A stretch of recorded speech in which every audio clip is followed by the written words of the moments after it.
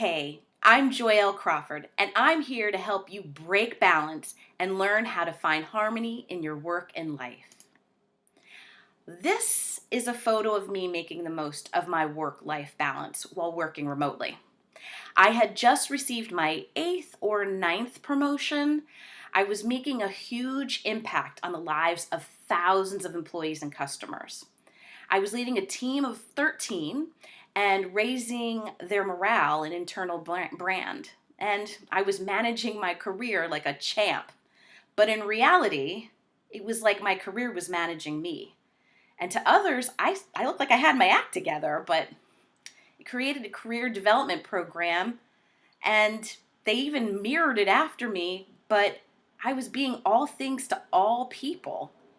And here I was in a surgical room having my first of two stress-related injuries and surgeries, all within 6 months of each other.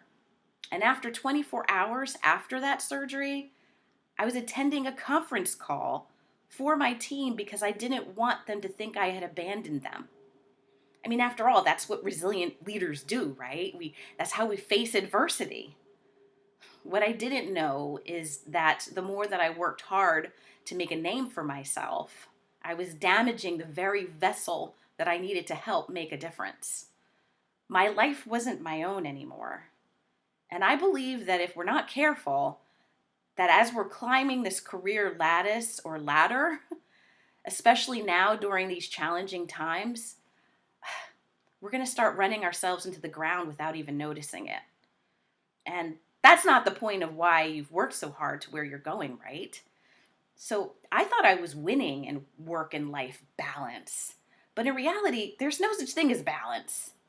My life was majorly off key, and something needed to change. Today, we're going to cover 3 things to help you break balance and improve your work-life harmony. First, we're going to cover setting boundaries. Then next, we're going to introduce how to set and strengthening your resilience. And thirdly, I'm going to be giving you some proven best practices for work-life harmony that I share with my leadership coaching clients. Consider this a VIP session. So Merriam-Webster's dictionary defines harmony as the combination of simultaneous musical notes in a chord, a pleasing arrangement of parts. Some words that come to mind are congruence, agreement, accord, internal calm, tranquility, interweaving accounts into a single narrative. Now, I like the last 2 definitions as they really relate to what we're talking about today. Finding internal calm, tranquility, and discussing best practices on how to interweave different accounts of our lives into a single narrative. So the first thing I want us to marinate on is there a connection between your purpose and your boundaries? I needed to tap into this question daily as I was developing my career and continuing to drive results for the company I worked for. I still think about this as I wake up daily and support clients as a solopreneur. Each morning, as I meditate, I share how grateful I am to have another day to motivate and inspire others. It's my fuel. This is what kept me going so many years. I connected to my why. But you also need to realize that you have to also take breaks and set boundaries to win the day. How do you think I ended up in that hospital?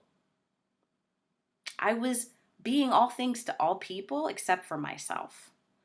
And if you don't take care of yourself, how are you going to be able to help others and the organization and the community? How are you going to serve them? You've got to remember your why. So let's dig a little deeper into this concept. Why do you do what you do? What motivates you to do your best every day? And thinking about your work and your life, what motivates you to be your best? What gets you out of bed in the morning? And how are you managing to stay resilient? These are questions to ask yourself to tap into your why, your lifeblood, the thing that gets you up in the morning. Motivation plays a key role in emotional intelligence, and people who are emotionally intelligent are motivated by things beyond mere external rewards like fame and money and recognition and acclaim. Instead, they have a passion to fulfill their own inner needs and goals. They seek things that lead to internal rewards. They experience flow or harmony from being totally in tune with the activity they're in. And they pursue peak experiences. So those who are competent in this area tend to be action oriented. They set goals. They have a high need for achievement, and they're always looking for ways to do and be better. They also tend to be very committed and are good at taking initiative when a task is put forth before them. So think about it. What makes your mouth water?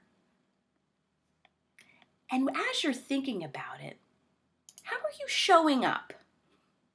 I had to be reminded to bring my best self to work even after personal letdowns. In this new situation that we find ourselves living in, I have a whole bunch of new roles. I'm a short order cook. I'm an expert housekeeper. I'm a coach. I'm a trainer. I'm a speaker. And it feels like I'm doing this 24/7. Does it sound familiar? So how are you showing up remotely these days? It's okay to not be okay. We also need to check how we're coming across online, though. So remember that camera. Take breaks. Get away from that screen. You know, there was a poster, and I'm probably dating myself. I remember those Scholastic Book Club situations where we got to buy books and posters. And there was this poster that had a cat that said, "Hang on, Friday's coming." It was hanging off of a tree. And the other poster I remember getting or seeing was a big smiley face. And it said, "Attitudes are contagious. Is yours worth catching?" And that made me think about, how are you showing up? What are the vibes that you're putting out there? Because your clients and your customers and your direct reports are looking to you. They're looking for guidance. You know, the key to showing up while finding harmony in our lives is really to be easy on ourselves. I also have a few more best practices for showing up, especially when you have a little left to give. So let's face it, when we're at our wits' end and we have very little left to give, it can be a bear just to move forward. But it's best to check in with yourself and to be your best witness. Take a pause for the cause. Notice how you're feeling. Tap into it. Name that feeling. Are you hungry? Are you anxious? Are you nervous? Research shows that when you name an emotion, it actually helps you claim it. It helps you own it. And it's just a way of starting to manage your emotions. And you want to fight that urge to just run away from it, to avoid it, to put it off. It's important for you to marinate in that feeling. Really understand what that emotion is that's bubbling up for you. And realize that it's not all of who you are. It's just a feeling. It's temporary. And when you realize that you're not your emotions, it's all just an emotional speed bump, then you can move on.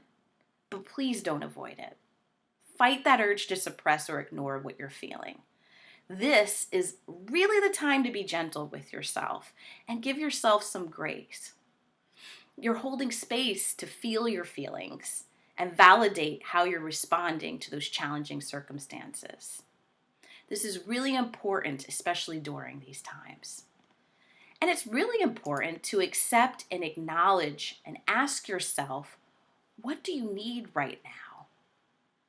It's really, really important to ask yourself, how can you help yourself? And one of the best gifts that you can give yourself and others is the gift of presence. The present of presence. So once you've identified your emotions, Asking yourself what you need and want is key. And a lot of times when we're out of harmony, it could be based on unmet needs or wants. And because we're so deep in our feelings, we can't see what we truly need at the time. So the best way to get through this fog of feelings is to find out what you're not getting. Is it water? Is it just fresh air?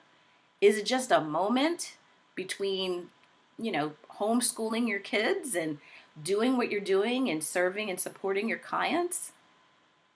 It's important to ask yourself, what would I like to see happening that's not going on right now?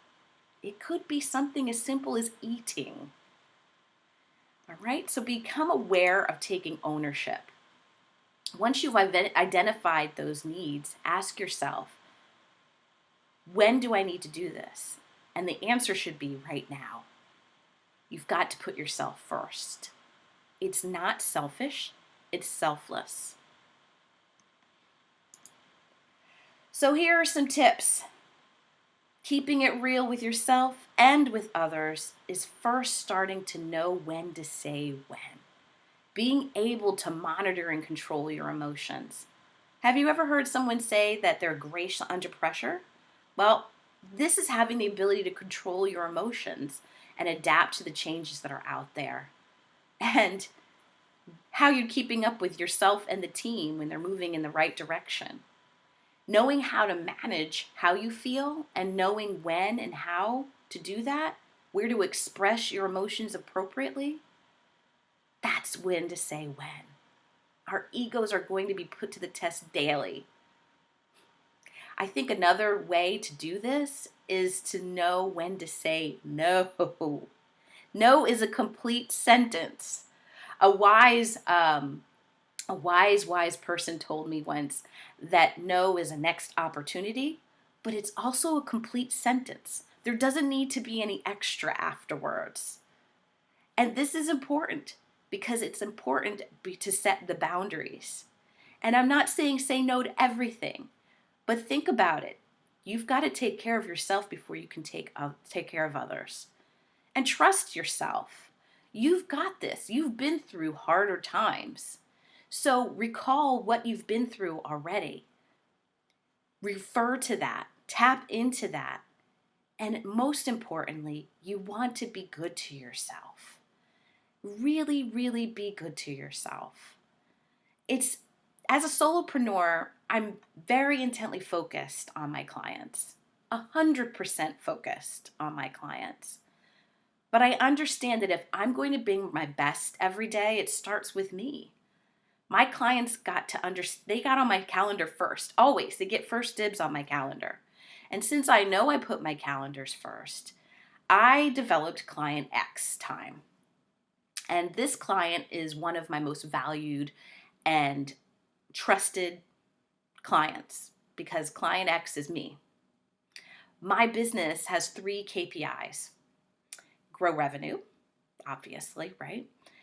Grow influence and inspiration, and grow energy.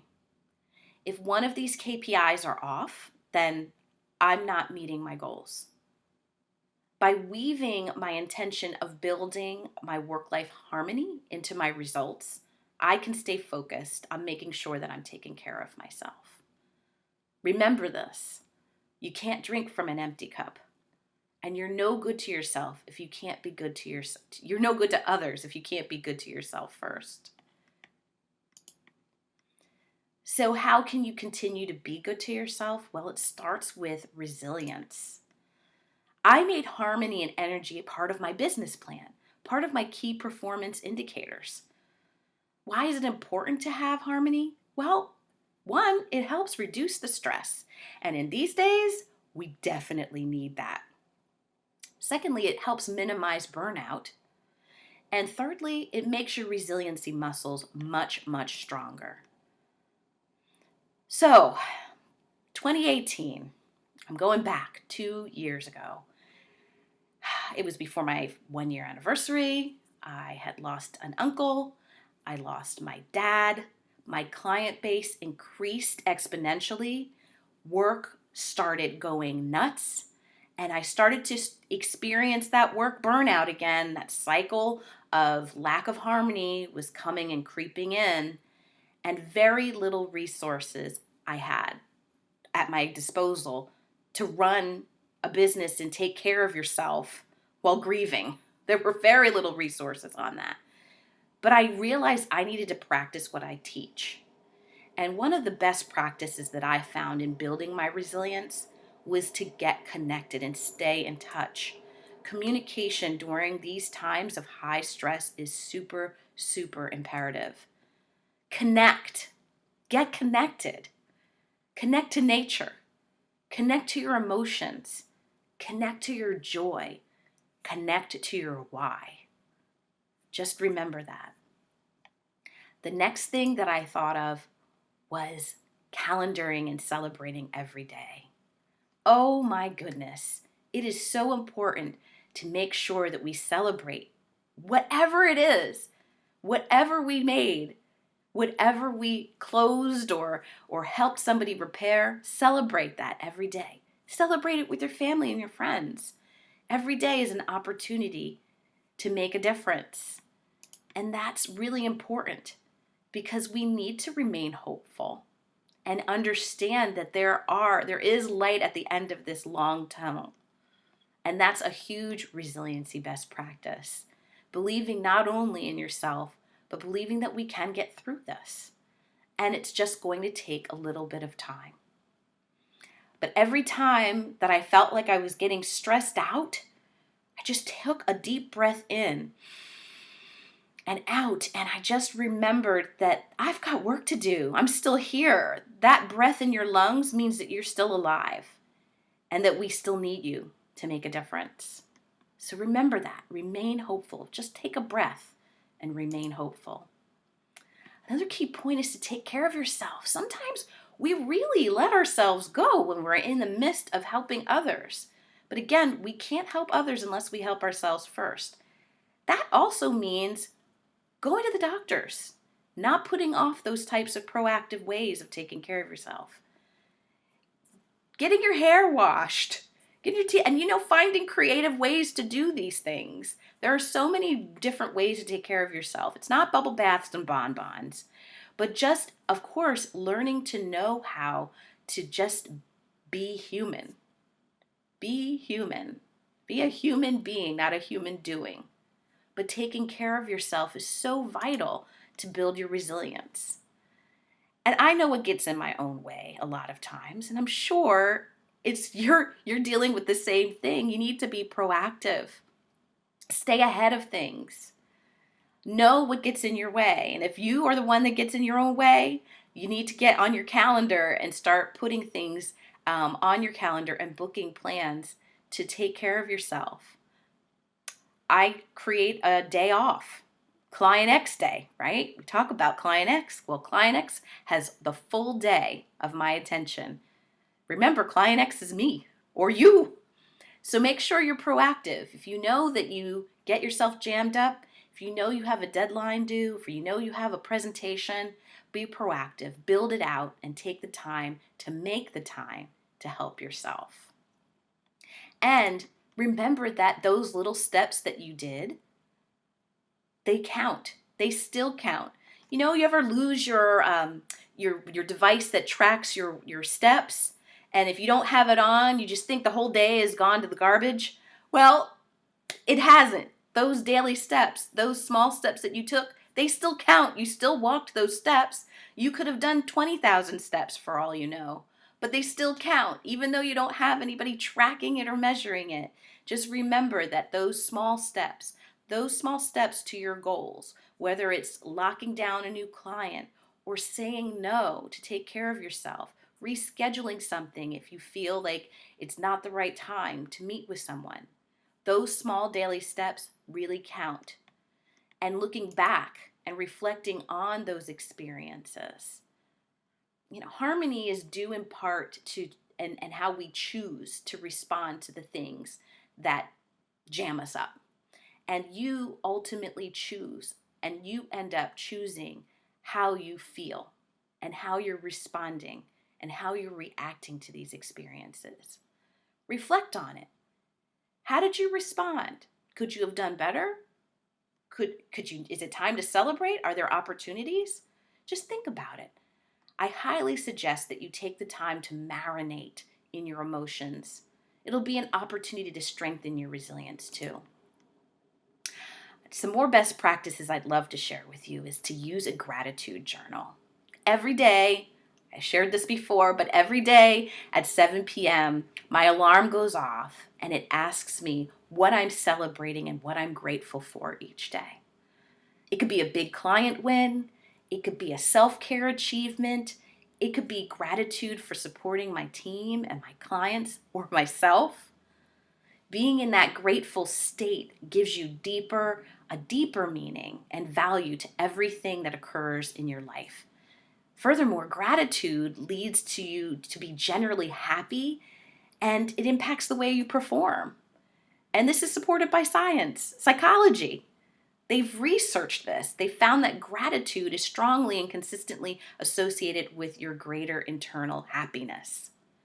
It causes you to feel positive emotions. Those endorphins really help you feel better, but it also helps you live longer, right? Relish in those good experiences. It helps you improve your health. It helps you deal with adversity, and it helps you build strong relationships. And you know what? No matter how large your family is, another best practice is at dinner time. Try having a daily download. Have a roundtable discussion. Ask each member of the family to share what they're grateful for that day. My husband and I keep a memory jar. And throughout the year, any experiences, positive or negative, lessons learned or mistakes we've made or funny memories that we've shared together, they're all put inside of that memory jar. And on New Year's Eve, we open that jar and we take turns reflecting on the events of our lives throughout the year and what we've experienced together. It's a great way to share in the gratitude with your loved ones. So try those things out too. Now, another thing that you need to think about is avoid letting negative thoughts take over. This is really important, and it ties to the second best practice, which is paying attention to how we talk to each other. What you say to yourself, would you actually say that to a loved one or a best friend or to a client? No. Pay attention to how we're talking to yourself. My husband is able to reflect back what I've said aloud. He's like, stop talking about my best friend like that. So I at least have that reflection, but sometimes I actually have to think about it and just say, whoa, easy go on yourself. You've got to remember, pay attention to what you're saying, that self-talk, and cancel it out. Not saying run away from it. Maybe there's a lesson to learn and an opportunity, but you got to be easy on yourself. You're not perfect. You're not perfect. No one's perfect. We just got to show up and just get through the day. So again, be easy on yourself. That's another way to build your resilience. And remember to pursue your passions. Think about it. What were the things that brought you joy before this whole world turned its head upside down, right? Everything turned up on its head. What were the things that really you enjoyed doing on your free time? Remember free time? Well, you know what? You can schedule free time. That could be Client X time. What were the hobbies that you used to do? Is there a knitting project or a book that you need to start and complete? What about your family and friends? You can still volunteer. You can still be an activist in many ways and still be safe and do it remotely.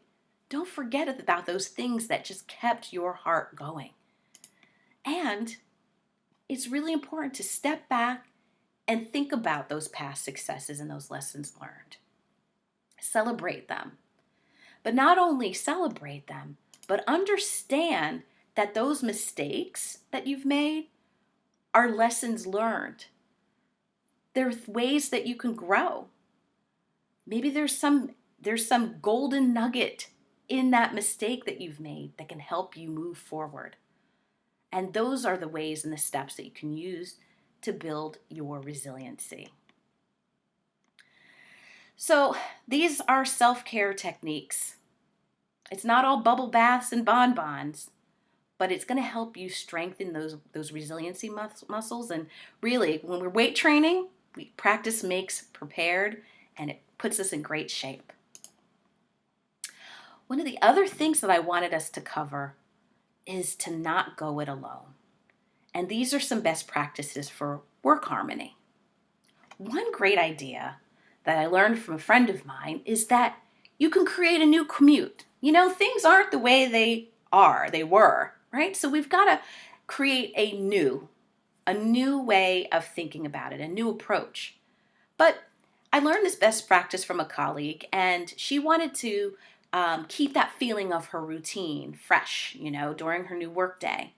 Her commute was where she was able to kind of escape from the work and the things that were flowing in her mind. So she was able to listen to a podcast or, just some music and take a walk. So what she did was she took a walk around the block a few times to get that commute time going. Is it an hour? Were you spending 45 minutes in the car, worrying about that meeting? Or were you taking the call while you were in the car? Go for a walk around the block a few times. Listen to an audiobook. Listen to a podcast. Keep that AM movement going. Try out something new. And speaking of walking, studies have shown that our best thinkers, writers, artists, philosophers, they do their best work when they go for a daily walk. I was also the most productive when I was walking and doing a conference call. And, of course, we have to be on the screen a lot, but if there's a way that you can not be on camera, oh my gosh, the amount of ideas that flew out of my head, and I just felt like a machine. I was just coming up with all of these great ideas. There was so much clarity and just getting that fresh air. I was more focused on what people were saying during the call because I didn't have all those distractions of shopping websites and internal chat platforms and everything pinging and zinging and blinging in front of me. So try walking while you're working. One of those long conference calls may not always be the best, but you can get some fitness out of it, some great ideas, and fresh air. So that's a really great best practice I love to share. And I also think that it's important to keep your values close. What do you value? This ties back to your why. Is it time? Is it family? Is it relationships? Whatever it is, keep a photo or a quote or something visible at your workstation to keep you reminded about what you value daily. Whenever you're asked or tasked to do something outside of your scheduled workday, look at that visible clue. Look at it. Touch it. Say it if it's an affirmation. And it will reset you back to strengthening your harmony and getting you back on track to your why. Communicate a schedule. Oh my goodness, let me tell you about this new world that we're living in. I told you I was a short order cook. I was a housekeeper. I'm 24/7, all everybody, right? But just because you're at home 24/7 doesn't mean you need to be working 24/7. Share your availability with your boss. Don't give in to temptation and respond to that email at 3 a.m. or 6:30 p.m. What's your cutoff? Mine is 6:30. Just make sure that you stick to it. Being consistent is going to count. And if your email pings and you see it, don't give in to temptation. You're now on client X time. You should also set boundaries with your partner or whoever else is at home so that you and they can keep the work from home environment business focused during business hours. My husband and I have different lunch times since we're on different schedules. And if we are together during the day, we don't discuss household issues or related things until we're both done. Business during business time, household personal after business time. It's a good best practice. Now, if you need something, you've got to say something. It's important for you to communicate and speak up. It's so very important. Asking for help is not a sign of weakness. but it's a great strength. My dad always said, if you don't know unless you ask. And most of the time, we are willing, and most people are willing to help you out. Remember to share the why behind your what. If you need some time off or to change your work schedule, share how your productivity will be improved. It'll be better support and how it will be a better support to the business. And if they say no, it's okay, but don't stop at that no. Very wise told me again. Remember I told you no is a complete sentence, but no, it means next opportunity too. Apply that same mindset to achieving harmony that you desire in your work and life. Maybe there's a way to negotiate some extra time. And I think another really important thing is to forgive yourself. It's a rinse and repeat situation that you're going to have to go through. And this is another hard best practice for me too. I worked in a culture where mistakes were very seldom made, and the fear of making them was paralyzing. So I worked about 16 to 18 hours a day so that I could avoid making mistakes. But what I didn't see at the time was that if I did make a mistake, I was more hypervigilant about making sure I didn't make them again. That added extra pressure on my shoulders, and then I was pretty much bound to make a mistake because I was wiped out and burned out. And this was self-imposed. What I learned, and I'm still learning, is to practice to forgive myself and not to wear that mistake as a cloak. Every day it would weigh me down, and I became so preoccupied that the mistake I missed other details. I made other mistakes and more mistakes. And don't let that direct report make a mistake. Oh my gosh, it was like an embarrassment. I was like a parent who was embarrassed by their child, right? But owning the behavior is not your job. Managing their performances. So how can you help them be a better leader? Take a pause for the cause. You've got to exercise that positive self-talk daily. We're only human after all, and we've got to see them as humans as well. The key thing here in forgiving yourself is don't let perfect stand in the way of good.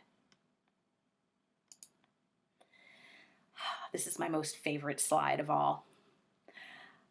I really feel that it's important for us to make a list of things that you can't live without outside of work. You've got to make time for hobbies and family and leisure to help you relax and recharge. Remember the other F word, fun? What chills you out? What do you do to relax and recharge? Do it. Build it into your schedule. Keep your values top of mind. Again, I talked about this earlier. Have a photo of your why close by at your desk, or a screensaver, or something on your phone that tells you about your why. My husband gave me this beautiful poster that's a motivational message. It's like a little letter, a little love letter of motivation to tell me that I'm doing a great job.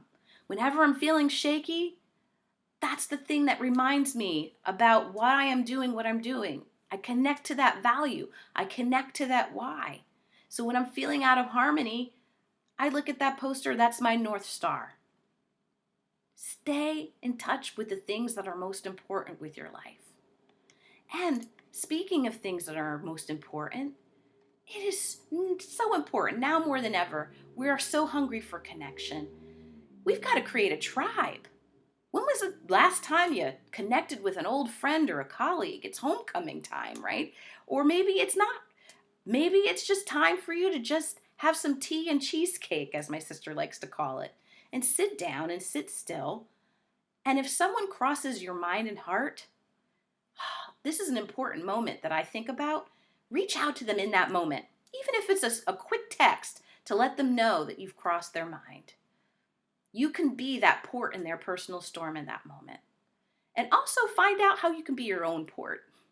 There are tons of virtual networking groups to keep your professional organization going and keep in touch with people and keep your career going, keeping those connections flowing, keeping that client list growing, right? It's not the same. I know it's not the same. But seeing a friendly face, even if it's virtual, can make a huge, huge difference. And when I'm talking about connecting, communicate. Communicate with your coworkers and friends. Use that squad. Use that support system. It's easy to get into your day and get busy, but you need to carve that time out. Reach out to others to help you. Leverage those connections that you've made through this program. Keep in touch and seriously do it. Life's not like that yearbook. So I can't tell you about how much a career and lifesaver it is to have someone to talk to, regardless of whether it's a friend or a professional connection. It's so important to do that, to talk it out. You were suffering sometimes as I was going through my work burnout and not having that harmony that I needed so desperately. I found that it was so clear to just talk it out. For months and years, I was suffering in silence. All of it was in my head. I was just overwhelmed with it. And I learned that there were environmental factors that were also at play that caused my harmony to be out of whack. But even when those emotions are running high, take a beat, step away, and talk it out. Have them as your sounding board. And take breaks. Oh my goodness. How many of you have taken a vacation? It's almost the end of the year. Take that time off. I was in an environment where taking time off, taking very little time off, was like a badge of courage. It's not. You've accrued that time off. Taking that time off and resetting is the courageous path. And let me tell you, a staycation is just as fabulous these days. Again, get back to those books that you've half read. Are there places you want to visit? There are virtual tours now that you can go on. Make it fun. Order takeout from that country or that cuisine that makes it virtually interesting so you can have the sights and smells and sounds going on. Disconnect. Leave this in your bedroom or your bathroom or wherever you need to do to keep away from it. Leave your phone on its charger. Take time to delegate and develop others to lead while you're away. This is the courageous part. That concrete building that you report to, that's not going to care if you do or don't take vacation. This is part of your building harmony work-life plan. That's your action plan. Use that time off. And, in some cases, if you don't use it, you lose it. Take that time. You've earned it. You're worth it. And please listen to your body. Don't ignore those signs. Remember that Ace of Base song? I saw the sign and it opened up my eyes. If it opens up your eyes, again, you need to pay attention. That headache that hasn't gone away, those migraines, maybe your back is a little bit off whack. It's your body sending signs and signaling to you that you need to pay attention. If you realize that you're having difficulties making decisions, you're short-tempered more often, you have insomnia, realize that these could be signs of anxiety, stress, or work burnout. And then you've got to make sure you ask for help. Share these signs with a medical professional. Share them with your squad. Have an accountability to make sure that you're following through. Don't ignore those signs. There's no shame in getting assistance for managing your life. Speaking to a mental health professional, getting a housekeeper or having your groceries delivered at home. These are convenience services out there that can really help make things better for you and your family. Don't ignore those signs. Listen to them. And you know what? It's easy to be a Debbie Downer or a Dismal Dan, but another key to being resilient and building harmony in life is to reframe how you're looking at things. I urge you to try to look at the positive in things. I'm an independent contractor, right? My career is based on gaining new clients and booking gigs to sustain a manageable lifestyle. I had a client cancel 12 bookings this fall. 12 bookings. That was a huge financial hit. An instinct and fear and scarcity and that habit of living in, lack of abundance, it made me instantly think that it was a negative. But then I realized, wait, that opened up my calendar. Now I can take on new clients and maybe even bigger, better things. Oh, and how about this? I could actually have some time to rest and recharge so that I can bring my best every day. That's the reframing. I successfully reframed that situation.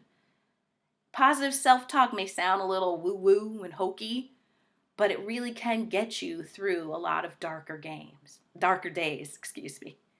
Again, we're no good to others if we can't be good to ourselves. All of these steps and these tips take time and they take practice. So I share my story with you because it has a happy beginning. See what I did there? It's not just an ending, but it's just the beginning. Work-life harmony is a practice, just like everything else, and you have to keep at it to maintain it. I'm not going to lie to you here. I haven't mastered it, but my life is a whole lot better than it used to be in that hospital bed, and I don't want to be there ever again.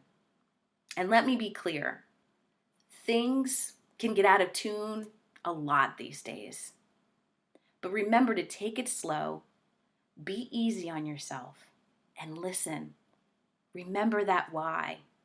That's going to keep you in tune and be in harmony. So I'm going to leave you with this parting thought by the famous, wonderful, fabulous Dolly Parton. Never get so busy making a living that you forget to make a life. I wish you well, be safe. You've got this. Thank you for your time.